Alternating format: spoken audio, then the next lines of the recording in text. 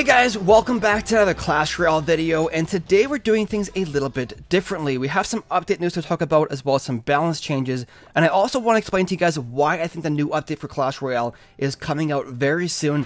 I do predict on Monday with this round of balance changes, which I'll explain why in a couple of seconds. It is pure speculation by me. I don't have any insider knowledge at all. Just kind of playing a guessing game right here based off of one of the balance changes. Before we go to any of that though, I do want to quickly ask you guys for some feedback. If you enjoyed this video and you want to see more in the future, please let me know in the comment section down below. Initially, I wasn't going to post a video on this topic because I figured too many other YouTubers have already covered it, and I wasn't sure if you guys were interested in my opinion. But I did post a poll on Twitter, and the majority of you guys, 55% of you, did say yes, you were interested in this video, so here we are. So like I said guys, feedback is very important. If you didn't like it, if you aren't interested in this video, that kind of feedback is also very useful for me. Alright, so with that being said, let's go ahead here and jump into the juicy stuff. So the reason I think the next big update for Clash Royale is coming on Monday with this round of balance changes is because of one change included on that list, and that is the change to the log. Now, in case you guys didn't know, in the previous round of balance changes, the log range was already nerfed, but afterwards they did find a bug with the log that would prevent it from being used on top of buildings, and they also figured they would not be able to fix this bug until the next update because it required an actual game update to fix. So as a temporary solution,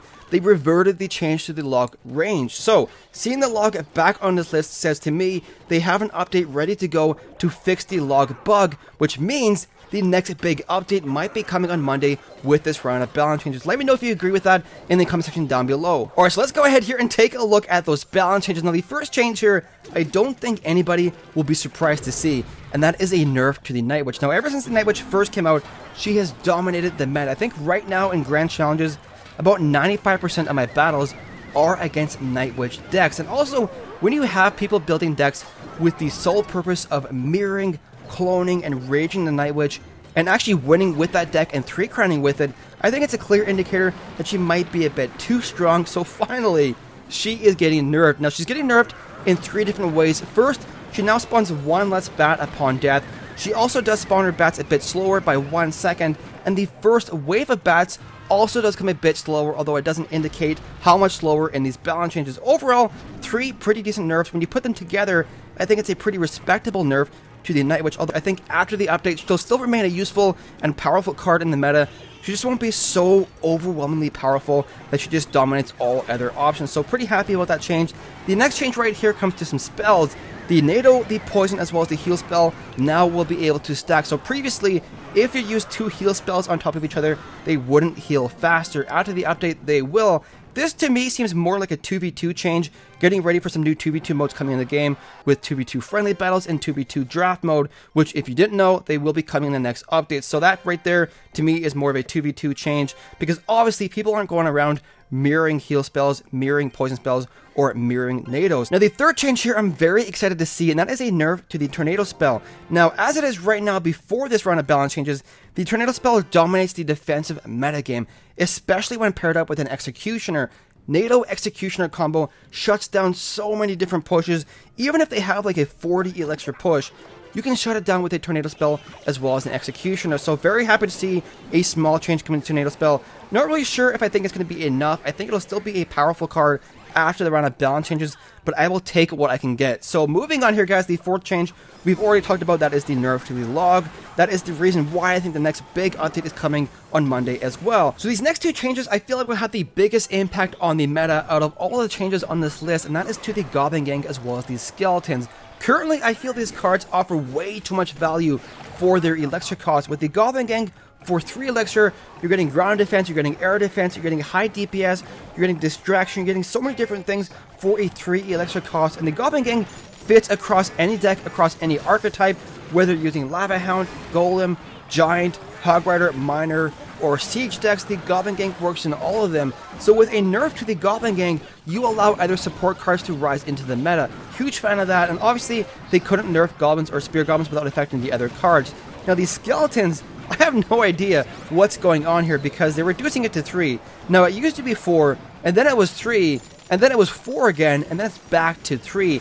Personally, I feel like they should be 3, because getting 4 skeletons for 1 elixir is way too much value. These skeletons themselves have a fairly high DPS, so they do work against tanks, and they actually counter by themselves so many different cards, like for example, musketeers, wizards, executioners, bowlers, electro wizards, all could be countered for 1 elixir with the previous skeleton. So I think, personally, by nerfing both these skeletons as well as the Goblin Gang, you will allow other support cards to rise into the meta. For example, maybe the guards will come back with the nerf to the skeletons. Alright, so the next 3 changes here are a buff to the Bandit, a buff to the Inferno Dragon, as well as a buff to the Witch. I'm a huge fan of all 3 of these changes. I really hope the Bandit and the Witch come into the meta. They're just fun cards to use. The Bandit, in my opinion, is way too underappreciated.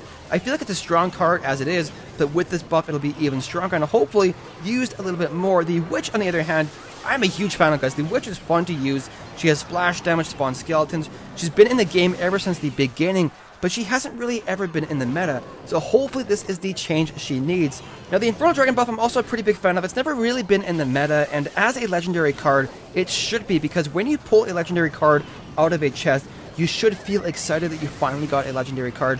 You shouldn't be disappointed that you got a certain legendary over a different legendary. All of the legendaries should be really fun to use and effective in the meta. So the next buff here is to the clone spell, but they don't really say how much of a buff it actually is. All it reads is faster cloning effect. It doesn't say 50% faster, it doesn't say 100% faster, so we have no real way to judge this buff until balance date arrives. We can test it ourselves. But the next one here is a super confusing change, and that is to the battle ram. Now what it says here, guys, what it says is damage that destroys the ram won't affect barbarians. That's pretty confusing. I know some people were asking about lightning spell. Will the battle ram still be a good lightning rod? My understanding is yes, it'll still be a good lightning rod. It doesn't affect the lightning. Lightning will still damage the battle ram as well as both barbarians afterwards.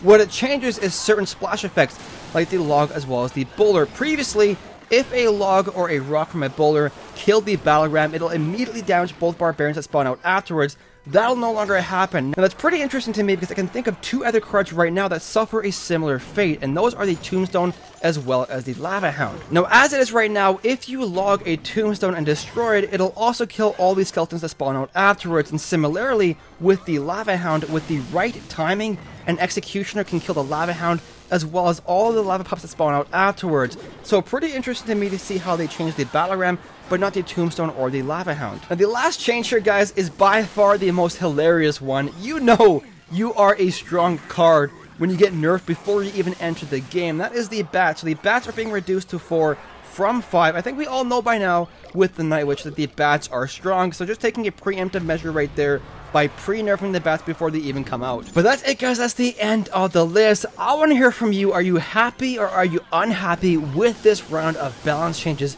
If you are unhappy, what other changes were you hoping for? Personally, I was looking for a buff to maybe the Ice Wizard as well as the Sparky. The Sparky has been a fairly weak card for a very, very long time, so I'm kind of wondering myself, how much longer before we get a buff or a rework of the Sparky? Personally, I think it should have a bit of a longer range. I feel the Sparky should outrange the Electro Wizard, for example, because the Electro Wizard is such a strong counter. If you use the Electro Wizard to counter the Sparky, you should have to use it on top of the Sparky and not out of range. And also, the Ice Wizard, in my opinion, should one-shot bats as well as skeletons. That'll make it an effective counter to the Night Witch and also another counter to the Graveyard. But overall, I'm a pretty big fan of the changes. I think it will be fairly meta changing, especially with the nerfs to the Goblin Gang, the skeletons, and the Tornado spell.